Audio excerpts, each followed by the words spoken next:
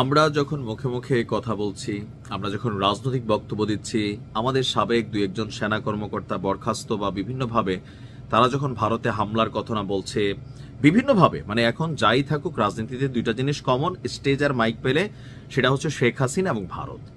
এখন ভারত কি বিষয়গুলো অবজারভেশন করছে? অবশ্যই করছে। ভারত এখন যে প্রস্তুতি নিয়ে আমাদের নাকের ডগায় যেই জিনিসপত্রগুলা সেট আপ দিচ্ছে, ধরেন কোনো একদিন যদি এমন হয় যে এই সেট আপের মাঝখান দিয়ে শেখ হাসিনা বললো যে আপনি যান, আমরা আছি, তখন আসলে এই পরিস্থিতি কি বাংলাদেশ সামলাইতে পারবে?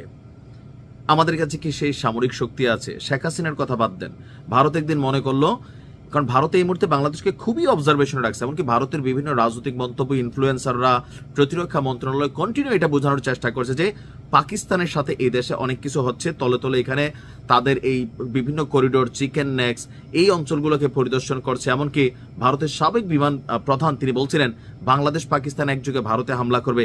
এই কথাগুলো ভারতের জনগণ ভারতের সরকারের কাছে বা পরিবর্তিত অবস্থায় এন্টি ভারত যেই রাজনৈতিক বক্তব্যগুলো দেওয়া হচ্ছে, সেটার রিয়াকশনটা কি দেখেন। আমরা যখন কথা বলছি তখন ইন্ডিয়া টুডের একটা প্রতিবেদন বলছে যে বাংলাদেশের রাজনৈতিক ভূচিত্র চীন এবং পাকিস্তানের দিকে ঝুঁকে যাওয়ায় নয়।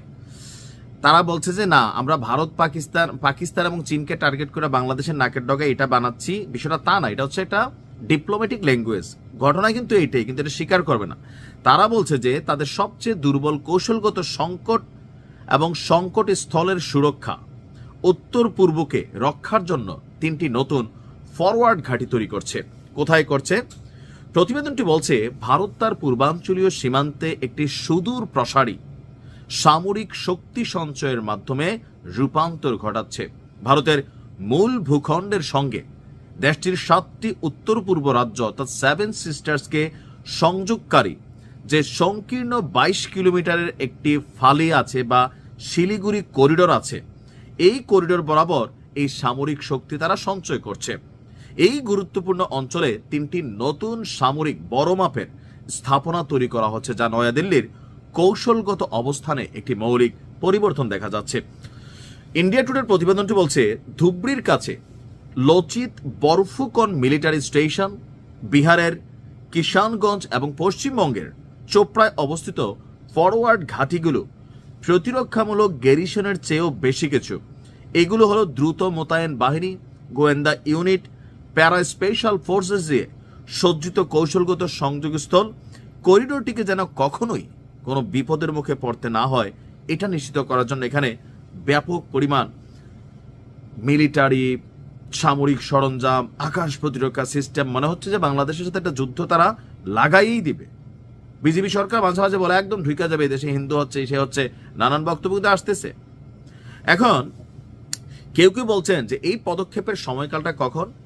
বাংলাদেশে ভূমিকম্প সৃষ্টিকারী যে রাজনৈতিক পরিবর্তন ছিল, সেই পরিবর্তনের প্রতি অর্থাৎ ইউনূস সরকারের প্রতি ভারতীয় প্রতিক্রিয়ার একটা প্রতিফলন। শেখ হাসিনার ভারতপন্থী সরকারের স্থলাভিষিক্ত হয়েছে ডক্টর ইউনূসের অধীনে। এখন ডক্টর ইউনূস আসার পরে ক্রমবর্ধমানভাবে চীন এবং পাকিস্তানের সাথে, পাকিস্তানের বিমান বাহিনী, সেনাবাহিনী, এক এক বাহিনী এদেশে ঢুকতেছে, বাংলাদেশের সেনা প্রধান থেকে শুরু করে ডক্টর ইউনূসের সাথে সাক্ষাৎ করতেছে। ভারত কি তাদের রাষ্ট্র হিসেবে, তাদের জনগণ হিসেবে তারা এটাকে পজিটিভ নিবে না। এখন আমরা কি ভারতের কথা চলবো না, খাবো না? আমরা আমাদের যেখানে বাণিজ্য হবে, ফয়দা হবে, আমরা আমাদের বিষয়গুলা দেখব। তবে সাম্প্রতিক সময়ে বাংলাদেশ যে চীন থেকে আপনার যেই ট্যান্সে যুদ্ধ বিমান কেনার পরিকল্পনা করছে, তারপরে পাকিস্তানের থেকে JF-70 block C thunder jet এগুলো দেওয়ার প্রস্তাব করা হচ্ছে। ভারত ভাবতেছে এগুলো দিয়া বাংলাদেশকে ওই পাকিস্তান এবং চীন তাদের একটা থাকে না, আমেরিকার যেমন বিভিন্ন দেশে সামরিক ঘাঁটি আছে, দরকার লাগলে ওই ঘাঁটিটাকে ব্যবহার করে। তো ভারত ভাবতেছে বাংলাদেশ দুর্বল দেশ, পাকিস্তান এটার মাথায় বসছে, চীন এটার মাথায় বসছে, চীন পাকিস্তান আবার এক, তাদের শত্রু ভারত। সো বাংলাদেশের প্ল্যাটফর্মকে ব্যবহার করে ভারতে যে কোনো সময় কোনো কিছু ঘটাবে। তাদের টোটাল নিউজ রিপোর্টগুলো এরকম। সেই কারণে তারাও তাদের প্রস্তুতি হিসাবে বাংলাদেশের সীমান্ত বা গুরুত্বপূর্ণ অঞ্চলগুলা যেগুলো দিয়ে ভারতকে ঢুকবে, সেই জায়গাগুলোকে তারা সুরক্ষা দিচ্ছে। পরিস্থিতি একটা রাজনৈতিক সরকার আসার আগ পর্যন্ত ভারতও তাদের অবস্থান বুঝতে পারবে না যে বাংলাদেশ কি করতেছে। একটা দুর্ঘটনা ঘটতে পারে, আল্লাহ প্রিয় মাতৃভূমিকে হেফাজত করুক। তবে আমাদেরও সামরিক প্রস্তুতি, সামরিক কৌশল, কোনো দেশের দাস হয়ে যাওয়া অথবা কাউকে এখানে স্পেস ক্রিয়েট করে দেওয়া, এটারও কিন্তু সুযোগ নেই। ভালো থাকুন।